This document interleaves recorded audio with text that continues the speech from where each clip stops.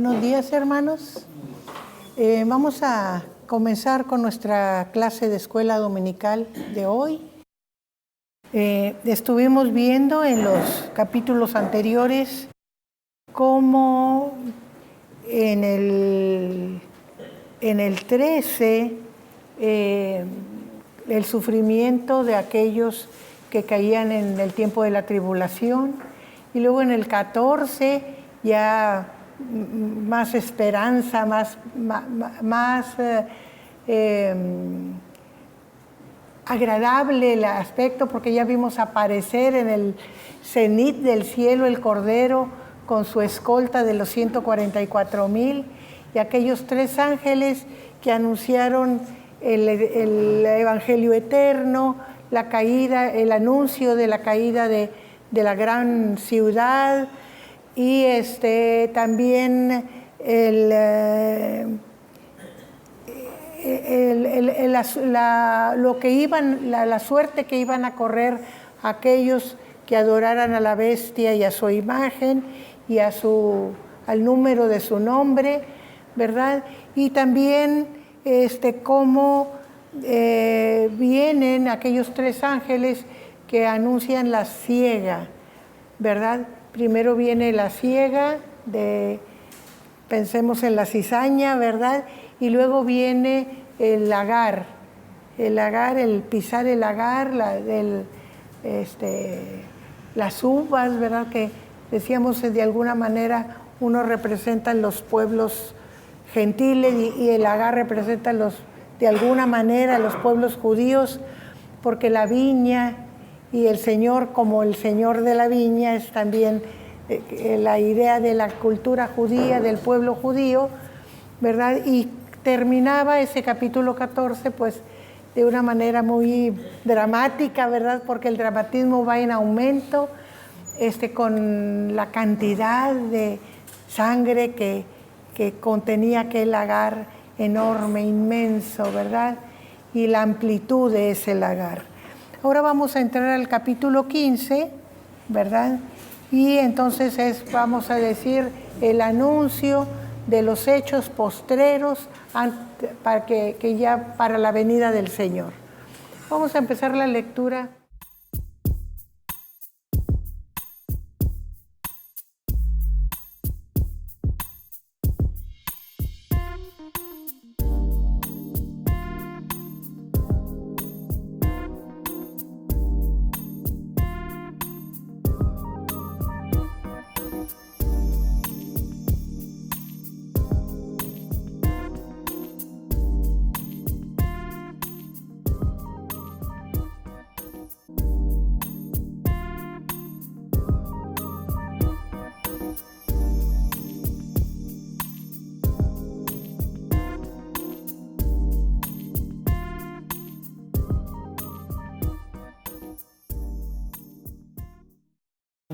Aquí empezamos con el capítulo 15 y dice el versículo 1: vi en el cielo otra señal grande y admirable.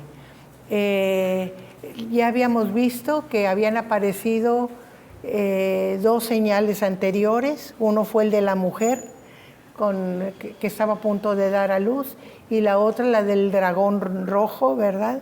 Y ahora es la tercera señal. Juan, aquí Juan como profeta usa las mismas figuras que usó en el Evangelio, señales.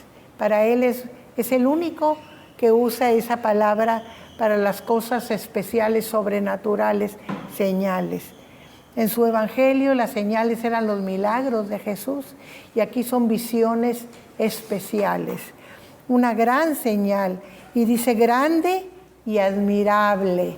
Estas 2 palabras juntas, separadas las encontramos en muchas partes de la Biblia, pero juntas nada más en este versículo y en el mismo capítulo, en el versículo 7, nada más en todo el Nuevo Testamento. Y dice, grande y admirable, ¿cuál era esa visión? 7 ángeles que tenían las 7 plagas postreras. Y aquí nosotros vemos que se repite ese número especial de la perfección, de de todo lo completo, ¿verdad? 7 ángeles. Vemos cuando empezamos a estudiar el libro de Apocalipsis, lo primero que se mencionó también fueron 7 ángeles. Aquí se trata de otros 7 ángeles. Y por la progresión del estudio del libro, nos damos cuenta que estos son muy importantes, por lo que vamos a leer enseguida. 7 ángeles que tenían las 7 plagas postreras. Cuando habla de plagas postreras, quiere decir que van a ser las últimas, ¿verdad? O sea, que el juicio de Dios está por terminarse, porque en ella se consuma la ira de Dios. O sea, la ira de Dios va a estar o ser satisfecha con la producción o con la venida de estas últimas postreras 7 plagas. Y aquí plagas está usando en los términos del Antiguo Testamento, por ejemplo, cuando las plagas de Egipto, que aquí se habían usado como juicios de Dios. Así que plagas implica o significa los juicios, últimos juicios de Dios. Y sigue diciendo: vi también como un mar de vidrio mezclado con fuego, y los que habían alcanzado la victoria sobre la bestia y su imagen y su marca y el número de su nombre, en pie sobre el mar de vidrio con las arpas de Dios. Ya dijimos que el mar de vidrio representa como la placidez, la tranquilidad que hay delante del trono de Dios. La diferencia con ese mar de vidrio del principio, allá por el capítulo 4, es que este mar de vidrio dice que está mezclado con fuego, ¿verdad? Y el fuego para unos dice que de alguna manera representa lo que en el cielo hay. Para algunos es como el destello, el centelleo de las estrellas, pero para otros es el fin de la ira de Dios, ese fuego final que va a acabar con la maldad que hay en la tierra, ¿verdad? Entonces, aquí tenemos 2 ideas muy diferentes, hasta de alguna manera un poco contradictorias, pero que nosotros podemos tomar según, ¿verdad? ¿Por qué? Porque pues es un simbolismo. Hasta que no llegue no sabremos realmente lo que significa, ¿verdad? Pero la explicación que los eruditos nos dan van por un lado, y un lado natural, y el otro por lo que está sucediendo, ¿verdad? O sea, los juicios de Dios. Y los que habían alcanzado la victoria sobre la bestia y su imagen y su marca, o sea, todos aquellos mártires que habían confesado el nombre del Señor y no se habían retractado y no habían aceptado ser marcados, ni en sus manos, ni en sus frentes, ni adorar a la bestia, ni a su imagen, estaban allí. Ya sabemos que estos últimos conversos tuvieron que pagar con su vida, ¿verdad? Por eso son mártires. Y ellos estaban de pie en ese mar de vidrio con sus arpas, dice, ¿verdad? Con sus arpas. Y estas arpas no eran cualquiera, eran arpas de Dios. O sea, estaban listos para alabanza, ¿verdad? Delante de Dios. ¿Y qué hacían? Cantaban el cántico de Moisés, siervo de Dios, y el cántico del Cordero, diciendo. Al mencionar el cántico de Moisés nos lleva a la liberación de Egipto, ¿verdad? Cuando hubo un cántico para alabar a Dios por la liberación. Entonces, de alguna manera, se relaciona con esa liberación que Jesús está haciendo de toda la tribulación y también de su reticencia, del pecado de no haber aceptado al Señor tempranamente, ¿verdad? Entonces, hay una doble liberación expresada aquí en el cántico de Moisés y en el cántico del Cordero, ¿verdad? Y dice, ¿qué decía este cántico? Grandes y maravillosas. Aquí tenemos otra vez las 2 palabras juntas. Yo dije el 7, pero es el 3. Grandes y maravillosas son tus obras, Señor Dios Todopoderoso. Justos y verdaderos son tus caminos, Rey de los santos. Aquí se está reconociendo en Dios tres cosas. Primero, las obras del Señor, ¿verdad? La grandeza de las obras del Señor. Luego, la justicia de Dios. Justos son tus juicios y verdaderos. O sea, que el Señor cumple sus promesas. Aquello que dijo, lo cumple. Por eso es verdadero el Señor. El Señor no deja de cumplir su palabra, siempre es verdad, ¿verdad? La dice en un momento y la cumple. Sus juicios son verdaderos. Y ¿cómo se refiere al Señor? Como Rey de los santos. Yo encontré por ahí alguna versión que decía Rey de los siglos, o sea, el Rey eterno. Pero las más de las traducciones dicen Rey de los santos, ¿verdad? ¿Quién no te temerá, oh Señor, y glorificará tu nombre? O sea, es como una pregunta retórica, ¿verdad? Seguramente que todo mundo te va a reconocer y a glorificar, ¿verdad? Y a temer por tu poder, por tu grandeza. Pues solo tú eres santo, y por lo cual todas las naciones vendrán y te adorarán, porque tus juicios se han manifestado. O sea, hay una razón poderosa para estar seguros de adorar y temer al Señor, ¿verdad? Por las pruebas que Él ha estado dando de su grandeza, de su gloria, de su verdad, de su justicia, ¿verdad? Y por esa razón todas las naciones vendrán y lo adorarán, porque los juicios que Dios había anunciado ya se están cumpliendo, se han manifestado. Ese es el anuncio. Aquí tenemos el anuncio de lo que va a suceder. En realidad, nosotros estamos en el capítulo 15 y 16 nos van a manifestar, va a ser la proclamación de lo que va a suceder y en el 19. O sea, son como un paréntesis en donde hay un anuncio, pero todavía no vienen los hechos, sino hasta más adelante, ¿verdad? Vamos a seguir con la lectura, el versículo 5.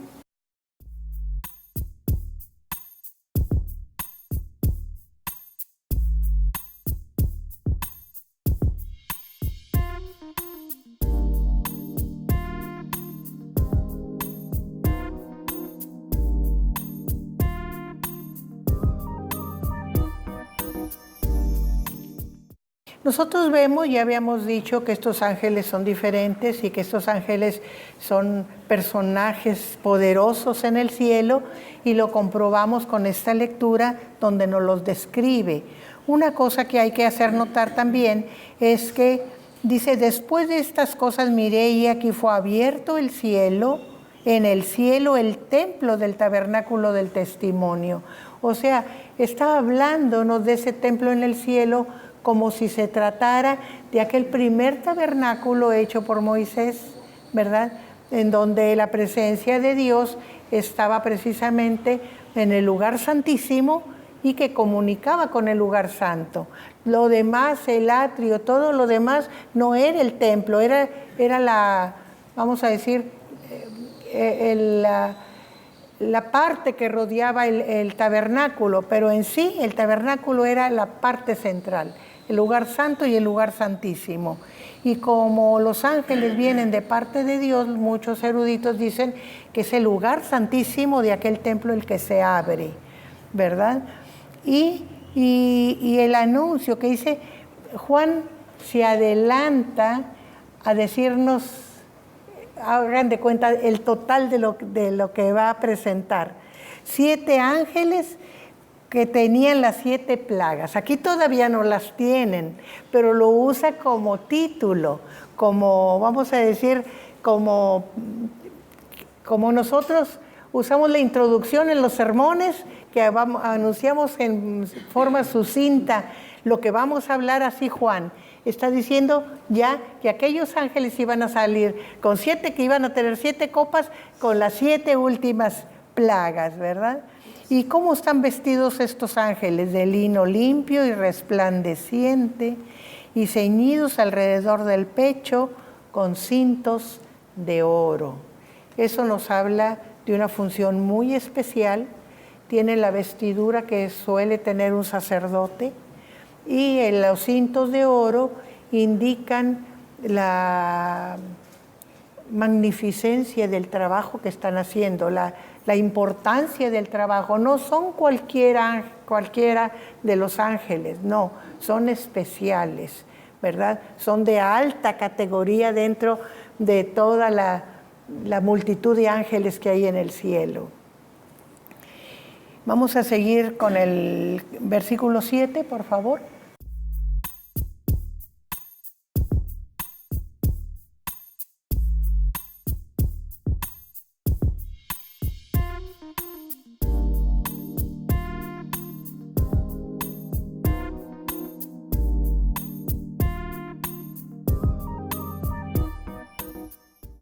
Aquí vemos, ¿verdad?, cómo apenas se iba a hacer aquello de darle las copas, ¿verdad?, que ya lo había anunciado Juan.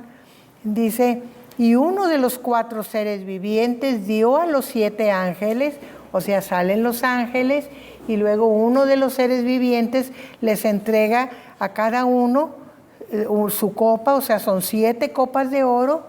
¿Y qué tienen las copas?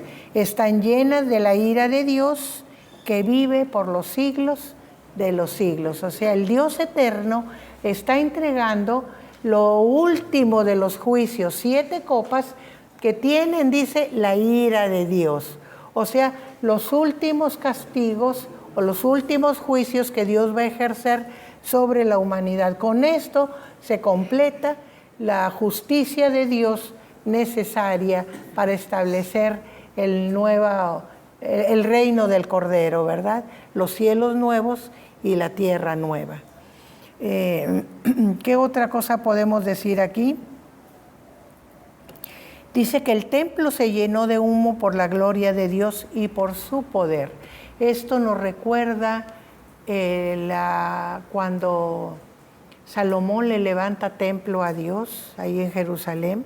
Recordemos que David quiso hacerlo y Dios no se lo permitió, le dijo que porque sus manos estaban llenas de sangre, ¿verdad? Pero David juntó todos los materiales necesarios para levantar el templo, y fue Salomón el que levantó el templo. Y cuando fue la dedicación del templo a Dios, cuando Salomón hubo orado, igual se llenó el templo de humo y nadie podía entrar al templo, ¿verdad? Y aquí vemos una cosa muy semejante, que nadie podía entrar en ese lugar, en ese, vamos a decir, espacio especial, porque Dios lo ocupaba completamente, y hasta que no se hubieran cumplido los juicios que Él había determinado como juicios postreros, no podría nadie entrar al templo. Estamos hablando de un templo celestial, ¿verdad? Hasta que no se hubieran cumplido las 7 plagas de los 7 ángeles. Con esto terminamos el capítulo 15. Como ven, es un capítulo muy pequeño, solo 8 versículos, pero es una de introducción como presentación de lo que va a suceder después.